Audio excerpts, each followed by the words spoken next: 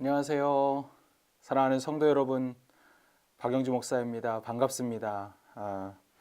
제가 비자가 늦어져서 여러분들을 직접 뵙지 못하고 이렇게 영상으로 뵙고 또 말씀을 영상으로 대신 전하게 되었습니다.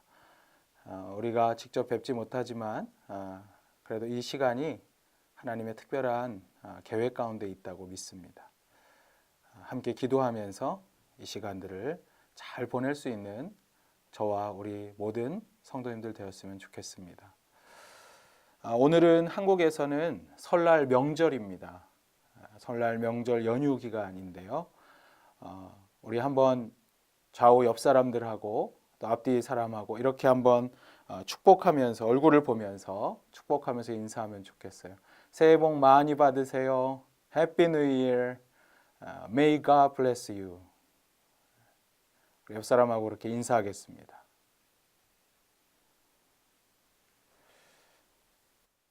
우리 모든 지구촌 우리 성도님들이 또 여러분들의 가정과 학교 그리고 직장에서 정말 하나님의 은혜가 가득한 그런 한 해가 되었으면 좋겠습니다. 어느덧 올 한 해가 한 달이 지나서 2월 첫째 주가 되었습니다. 새해가 시작된 지 얼마 안 된 것 같은데 벌써 두 번째 달을 맞이하는 이런 시간입니다. 시간이 참 빨리 가는 것 같습니다. 저도 곧 가게 되리라고 생각했는데 이렇게 늦어지면서 시간이 막 가니까 참 이해가 되지 않는 그런 마음이 있습니다. 시간이 갈수록 세월이 들수록 자꾸만 빠르게 간다고 느껴지는데 문화 심리학자인 김정은 교수가 그의 책 남자의 물건이라는 책에서 이런 글을 썼습니다. 시간이 미쳤다. 갈수록 정신없이 빨리 간다. 왜 나이가 들수록 시간은 자꾸만 빨리 가는 걸까? 그는 이렇게 설명합니다. 나이가 들수록 세월이 빨리 간다고 느끼는 이유는 나이가 들수록 기억할 만한 일이 적기 때문이다. 나이가 들수록 기억할 만한 일이 적기 때문에 그 시간들은 빨리 간다고 느낀다는 것입니다. 심리학 용어로는 회상 효과라고 이야기합니다. 그래서 우리가 여러분 젊을 때, 학창 시절 때에는 그때는 시간이 빨리 간다고 느끼지 않았습니다. 왜냐하면 그때는 가슴 설레는 기억할 만한 일들이 많았기 때문입니다. 그러나 어느 때부턴가 시간이 빨라집니다. 나이가 들면서 정신없이 바쁘기만 했지 기억할 만한 일들이 놀라운 일들이 별로 내 안에 없는 것이죠. 그러면 그때는 시간이 빨리 간다고 느끼는 거예요. 기억할 만한 일이 별로 없기 때문입니다. 그런데 여러분, 오늘 우리가 살아가고 있는 이 삶 속에서 우리의 신앙생활은 어떤가요? 저와 여러분의 신앙의 여정은 특별함과 가슴 뛰는 설레임으로 가득할까요? 저는 여전히 교회에 나오고 있고 여전히 예배하고 있지만 오늘 이 시간도 주님 앞에 나와 있지만 그러나 나의 삶 속에서 주님과의 가슴 설레는 추억이 없다면 그러면 그것은 안타까운 일이겠죠. 오늘 우리가 함께 읽은 본문은 여러분 마가복음입니다. 마가복음에는 총 18개의 기적의 이야기가 담겨져 있습니다.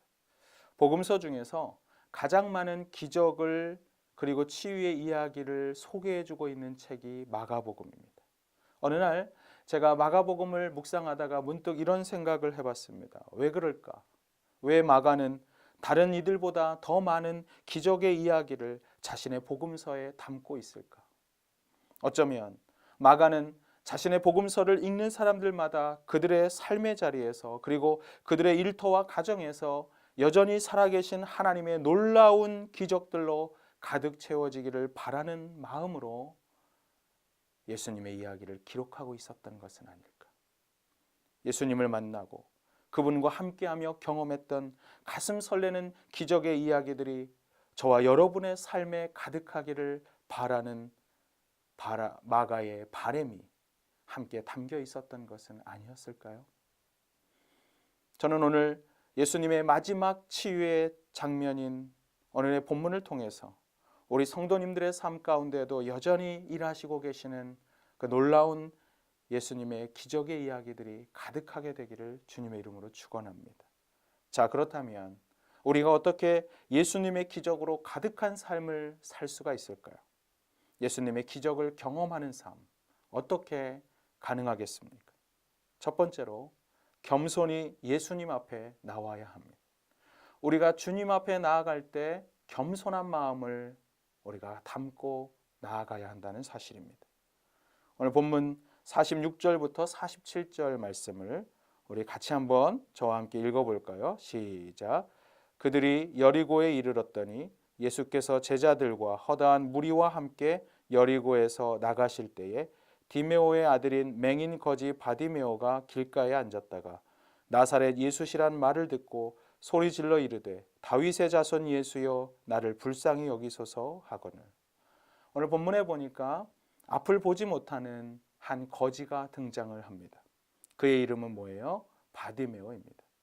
그는 여느 때처럼 여리고의 길 한 모퉁이에 앉아서 구걸을 하고 있었습니다. 그러나 오늘따라 이상하게 자신 앞에는 많은 사람들이 몰려들기 시작했습니다. 그리고 어지러운 발걸음과 함께 시끄러운 소음 속에서 그는 귀 기울일 수밖에 없었습니다. 눈이 보이지 않았기 때문에. 사람들의 시끄러운 행렬 가운데 그는 깨달았습니다. 그들의 소리 속에서 나사렛 예수 그리스도가 자신 앞에 나타났기 때문에, 이곳에 왔기 때문에 사람들이 모여 있었다는 사실입니다. 예수님께서 여리고에 나타나자 사람들이 몰려오고 있다는 소식을 들었고, 그리고 그 예수님이 자신 앞에 지금 지나가고 있다는 소식을 듣자마자 그는 소리를 칩니다. 다윗의 자손 예수여 불쌍히 여기소서. 갑작스런 거지의 큰 외침에 주변 사람들이 꾸짖었습니다. 좀 잠잠히 하라고. 그럴수록 그는 더욱 소리 높여서 외칩니다.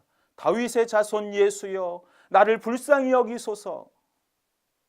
사랑하는 여러분, 여기 바디메오의 이 앞을 보지 못하는 한 영혼의 외침 속에 놀라운 고백이 있었어요. 그는 예수님을 다윗의 자손이라고 고백합니다. 다윗의 자손이란 메시아, 곧 그리스도라는 뜻입니다. 그는 예수님을 자신의 구원자로 이해하고 있었다는 사실입니다. 무슨 말일까요? 바디메오는 앞을 보지 못합니다.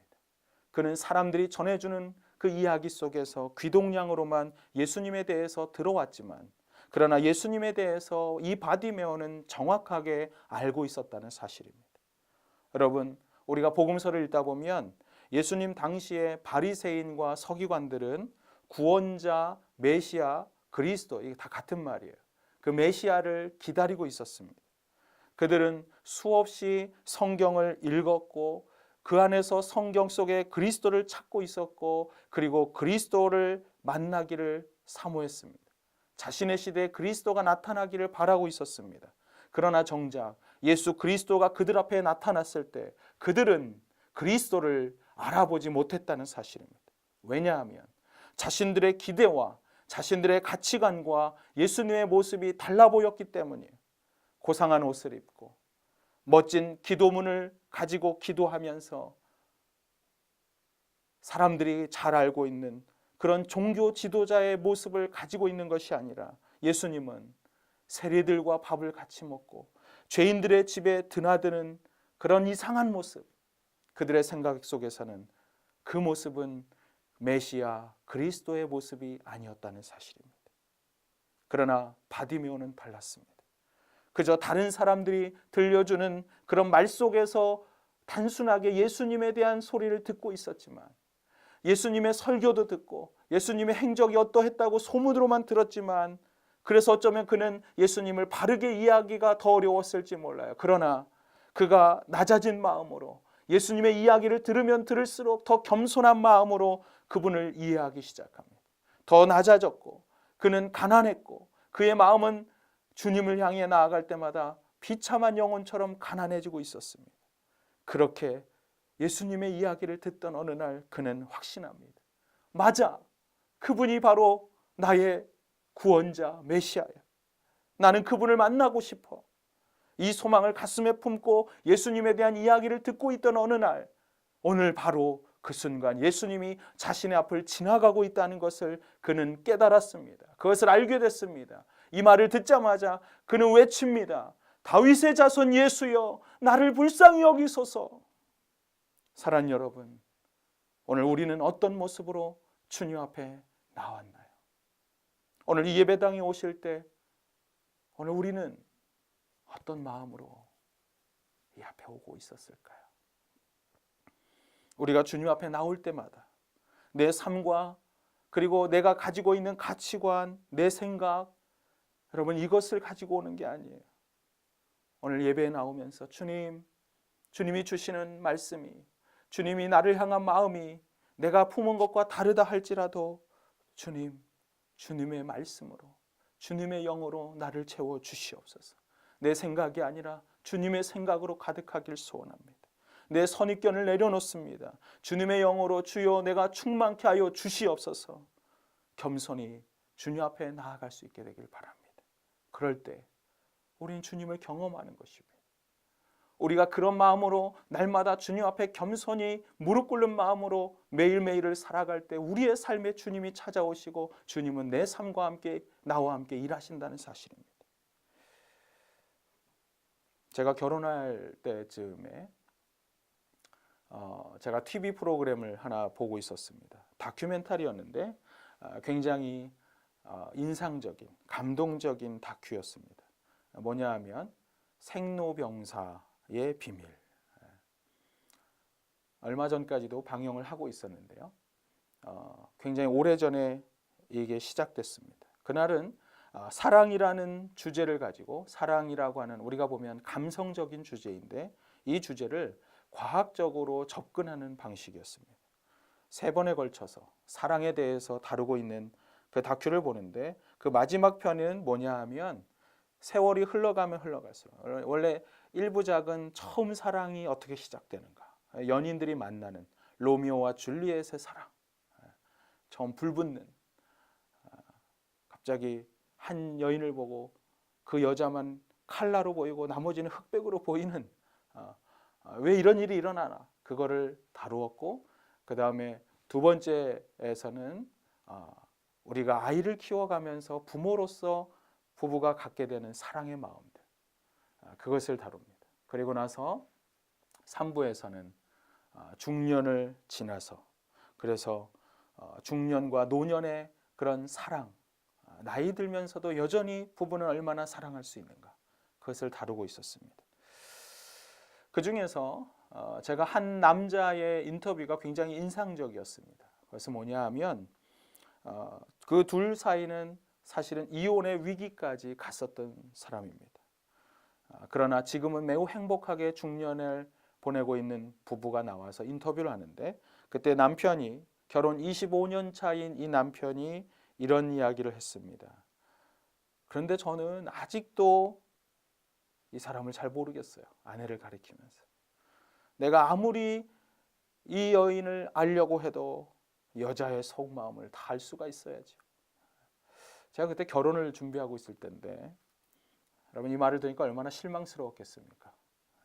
야, 25년이 돼도 이해가 안 되다니. 그런데 그 다음 말이 저에게 참 희망적이었습니다. 그분은 이렇게 이야기했습니다.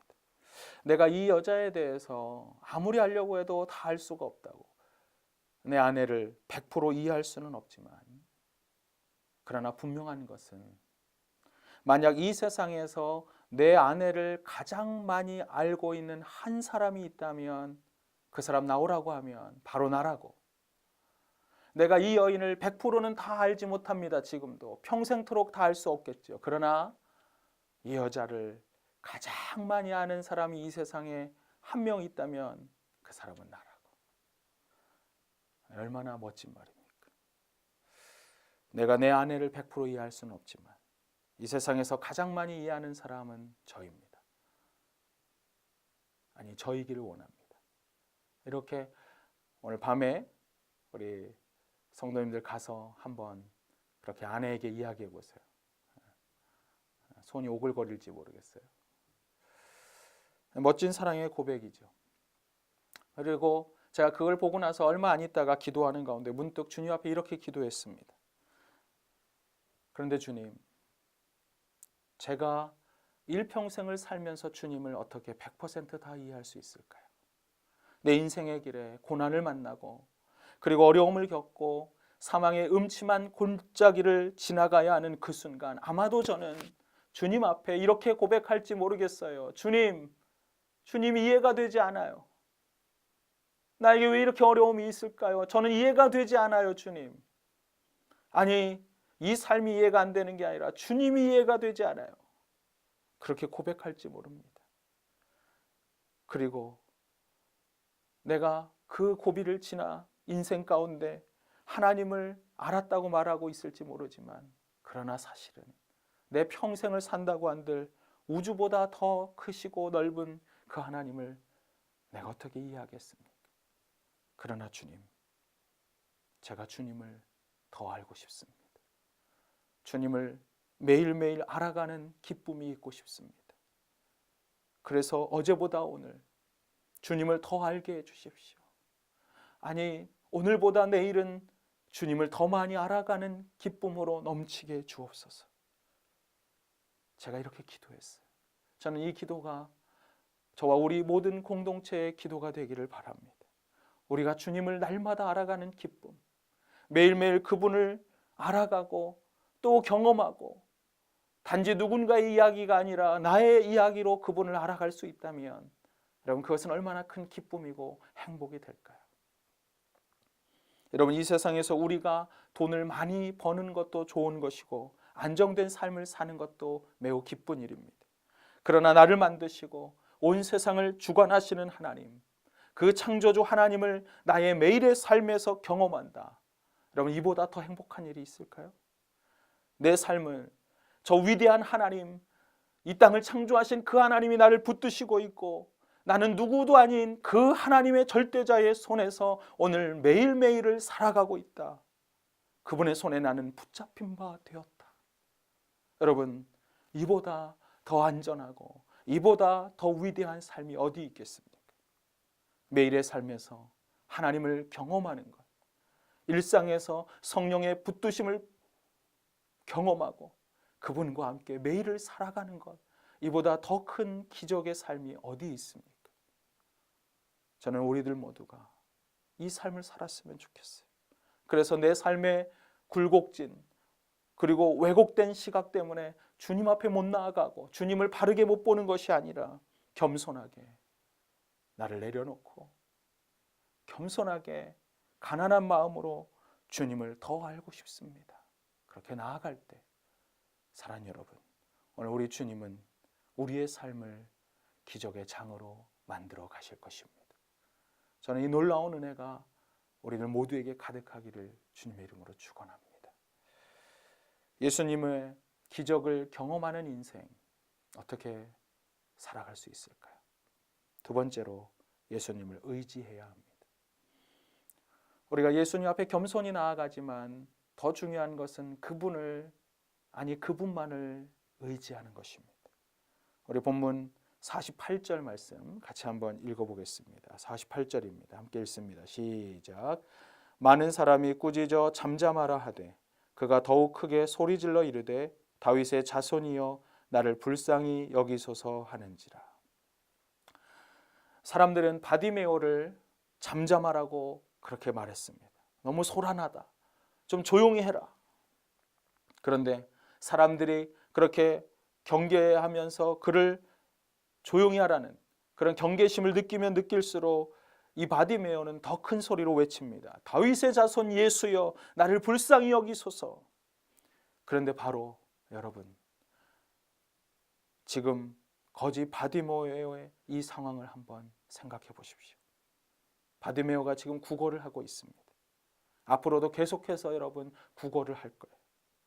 지금까지도 구걸을 해왔고 앞으로도 계속해서 해야 한다면 여러분, 바디메오가 누구 눈치 봐야 돼요? 오늘 이 자리를 있게 해준 사람들, 당연히 지금 내 주변에 이 사람들, 나를 말리고 있지만 나와 함께하고 있는 여리고의 이 사람들의 눈치를 봐야 하지 않겠습니까? 그러나 바디메오는 그 사람들의 눈치를 보기보다는 오늘 주님을 더 의지하고 의존하며 주님의 눈치를 보고 있습니다. 그분을 바라보며 이렇게 말합니다. 다윗의 자손 예수여, 나를 불쌍히 여겨 주옵소서. 만약 그가 그렇게 외쳤는데도 예수님이 그 소리를 듣지 못했다면 바디메오의 인생은 어떻게 됐을까요? 이런 만류를 무시하고 주님 앞에 간절히 외치고 있을 이때 주님이 그를 외면했다면 그는 그날부터 굶어야 하지 않을까요? 그날 바디메오는 자신의 생계와 예수님을 맞바꾸는 믿음의 모험을 감행한 것입니다. 여러분, 이것이 믿음이에요. 실제로 바디메오는 그날 자신의 중요한 재산을 내버렸습니다. 우리 함께 50절을 보십시오. 50절에 보면 맹인이 겉옷을 내버리고 뛰어 일어나 예수께 나아오거늘. 겉옷을 내버렸다고 말합니다. 당시 팔레스타인에서의 겉옷은 여러분 정오의 뜨거운 햇살을 잘 막아줄 수 있는 보호하는 그런 역할을 했습니다. 기온이 떨어지는 밤에는 추위에 자신이 떨고 있을 때 그것을 덮을 수 있는 이불의 역할도 했습니다. 매우 중요한 물건이에요. 어쩌면 거지였던 바디메오에게 이 겉옷은 자신이 가지고 있는 유일한 전 재산이었을지 모릅니다. 그런데 그것을 내려놓고 주님 앞에 나아갑니다. 주님 앞에 나아갈 때 내가 의존하고 있었던 것을 벗어버리고 주님 앞에 온전히 헌신하며 나아가고 있었다는 사실입니다. 여러분, 우리의 삶에서 기적이 일어나려면 여러분 다른 게 필요한 게 아니에요. 이 믿음이 필요합니다. 이제 다시 여러분 주님을 붙잡으십시오. 내가 이 세상에서 의존하고 있었던 그 어떤 것도 필요하지 않습니다. 그 모든 것을 내려놓고 오직 예수 그리스도 한 분만을 바라보며 그분만을 의지하며 주님만을 향하는 그 믿음이 우리 안에 있었으면 좋겠습니다. 때로 그것은 생계를 걸어야 하는 일일지 모르겠어요. 때로 그것은 내 삶의 소중한 관계를 끊어야 할 수도 있습니다. 내가 지금까지 붙잡아왔던 중요한 인물, 아니 더 이상은 그들의 만남이 아니라 주님과의 만남을 더 사모해야 하는 것일지 몰라요. 내가 시간을 포기해야 되고 내 에너지와 열정을 쏟아야 할 수도 있습니다. 그때에도 여전히 여러분 주님을 붙잡으십시오. 내가 다른 누구도 아니라 오직 하나님께만 초점을 맞추고 내 인생에서 중요하게 바라보고 누군가를 의지하고 의존하는 그 존재가 아니라 오 주여, 나는 주님만을 의지합니다. 주님만을 향합니다. 다른 누구를 의지하지 않습니다. 바디메오가 그날 모든 것을 걸고 주님 앞에 의존하고 있었던 것처럼 그 절대적인 믿음으로 함께 나아갈 수 있는 우리 지구촌의 모든 성도님들 되길 주님의 이름으로 축원합니다. 특별히 우리 교회에서는 우리의 다음 세대인 청소년과 그리고 우리의 어린 영혼들, 어린이들을 세상 속의 거룩한 리더로 세우기 위해서 여러분 교사를 모집하고 있습니다. 사랑하는 자녀들의 그 삶의 인생의 주인이신 예수 그리스도를 알게 하고 그 주님과 함께 평생을 살아가게 하는 그 일에 내가 좀 드려질 수 있다면 여러분 한번 기도해 보십시오. 우리가 그렇게 드린다면 사랑하는 우리의 자녀들을 통해 하나님의 나라가 이 땅에 임하는 것을 볼 것입니다. 교사가 많이 부족합니다. 여러분들이 기도해 주시고 그리고 헌신해 주십시오. 여러분의 열정을 다할 때 오늘 주보에 함께 있는 그 종이에 여러분의 마음을 담아서 사인을 한번 해주세요. 우리 아이들이 여러분과 함께 거룩한 리더로 세워지는 것을 보기를 원합니다. 자, 간절히 주님을 찾았던 바디메오, 그는 어떻게 되었을까요? 우리 함께 51절과 52절을 보겠습니다. 51절과 52절 말씀 제가 읽겠습니다. 예수께서 말씀하여 이르시되 내가 무엇을 하여 주기를 원하느냐? 맹인이 이르되 선생님이여 보기를 원하나이다. 예수께서 이르시되 가라, 내 믿음이 너를 구원하였느니라 하시니 그가 곧 보게 되어 예수를 길에서 따르니라. 바디메오는 그 믿음을 따라서 눈이 열렸습니다. 그리고 그의 마지막 구절에 뭐라고 합니까? 그가 보게 되어 예수를 길에서 따르니라. 그러니까 예수님 뒤따라갔다는 얘기가 아니에요. 그것은 예수님의 제자가 되었다는 것입니다. 그의 모든 삶의 인생의 진정한 주인으로 주님을 받아들이고 그분을 따르는 인생을 살아간 것입니다. 사랑하는 여러분, 여러분에게 묻고 싶습니다. 오늘 우리의 삶에서도 여전히 기적은 일어날 수 있을까요? 저와 여러분의 삶에서 살아계신 예수 그리스도를 지금도 경험하는 삶이 가능할까요? 네, 가능합니다. 주님이 오늘 나와 함께 하시고 내 삶에서 놀라운 일들을 기적처럼 일으키실 것입니다. 오늘 본문의 기적의 이야기는 단지 성경의 이야기가 아니라 과거에 있었던 이야기가 아니라 오늘 우리의 삶에 일어날 수 있는 바로 나의 이야기입니다. 처음에 바디메오도 그저 남의 이야기로 듣기만 했습니다. 예수님은 그저 남의 이야기의 주인공이었습니다. 그러나 그가 겸손히 주님 앞에 나아갈 때 그 이야기는 남의 이야기가 아니라 나의 이야기, my history, 나의 스토리가 되고 내 역사가 되고 그리고 그것은 내 삶이 되었다는 것입니다.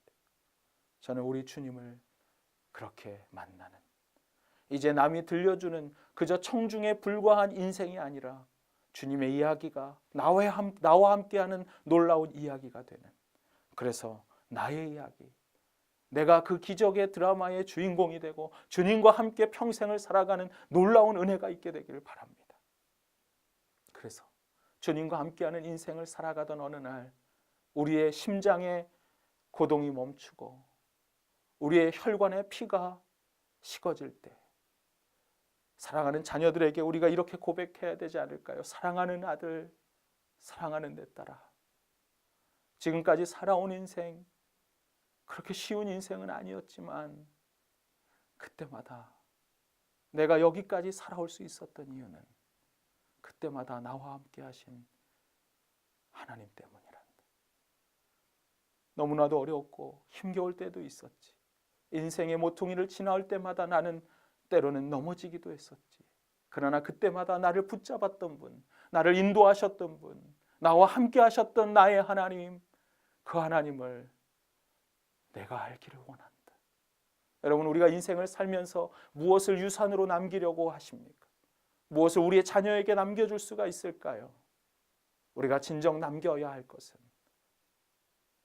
우리가 경험한 하나님의 이야기, 남의 이야기로서가 아니라 내가 만난 하나님의 이야기, 내 삶의 일부가 되었던 하나님, 그리고 나를 인도하신 하나님, 그 하나님의 놀라운 기적의 이야기를 우리의 자녀들에게, 그리고 우리 주변에게, 주변 이웃들에게 기적으로 소개할 수 있는 그런 인생이 되어지기를 주님의 이름으로 축원합니다.